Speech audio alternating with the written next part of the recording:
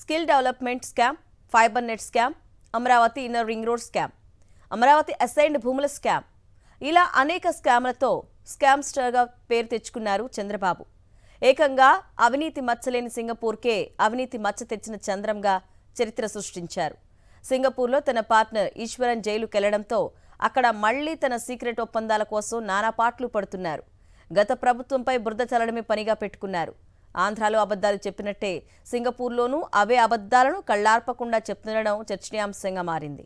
సింగపూర్కి చంద్రబాబు అంటించిన అవినీతి మచ్చ అంతా ఇంతా కాదు. సింగపూర్ అంటే ఈశ్వరన్, ఈశ్వరన్ అంటే సింగపూర్ అన్న రేంజ్లో అప్పట్లో ఏపీ సీఎం చంద్రబాబు బిల్డప్ ఇచ్చారు.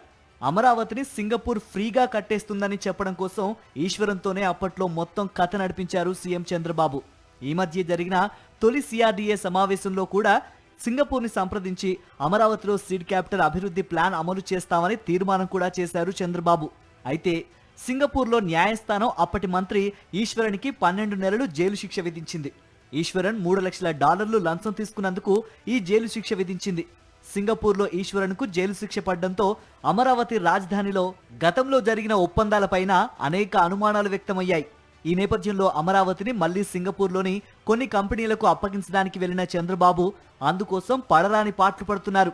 ఆంధ్రప్రదేశ్లో ఆడిన అబద్ధాలనే అక్కడ కూడా వల్లిస్తున్నారు. గత ప్రభుత్వం వేధించిందంటూ ఓ కట్టుకథ అల్లి దుష్ప్రచారం చేస్తున్నారు.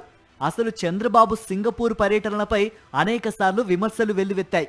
గతంలో కూడా చంద్రబాబు సింగపూర్ వెళ్లినప్పుడు ఆయన అవినీతి సొమ్మును దాచుకోవడానికే అక్కడికి వెళ్తున్నారని ప్రతిపక్షాలు విమర్శించాయి.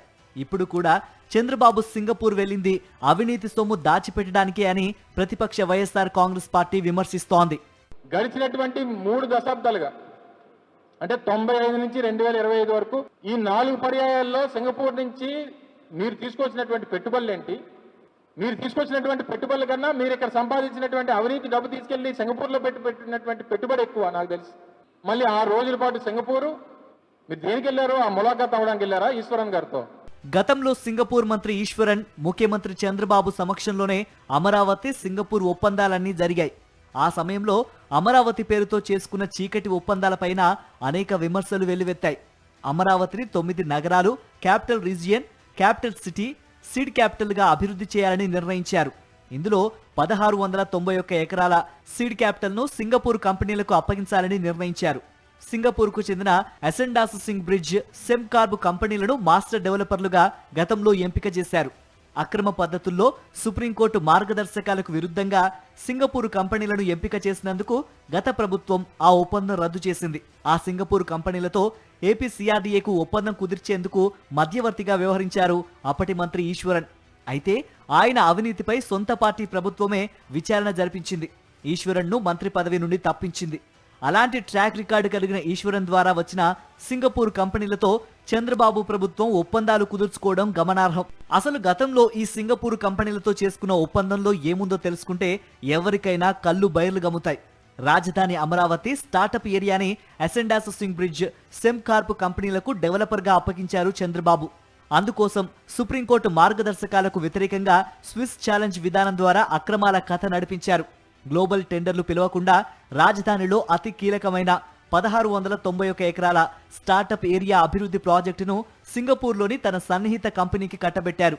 ప్రభుత్వం నిధులు వెచ్చించి మౌలిక సదుపాయాలు కల్పిస్తే ప్రైవేటు కంపెనీ పెత్తనం చేసేలా రియల్ ఎస్టేట్ ప్రాజెక్టుకు రూపకల్పన చేశారు. తద్వారా రాజధాని నిర్మాణం తర్వాత ఏకంగా 66,000 కోట్లు దోపిడీ చేసేలా పథకాన్ని రచించారని అప్పట్లోనే తీవ్ర ఆరోపణలు వెల్లువెత్తాయి.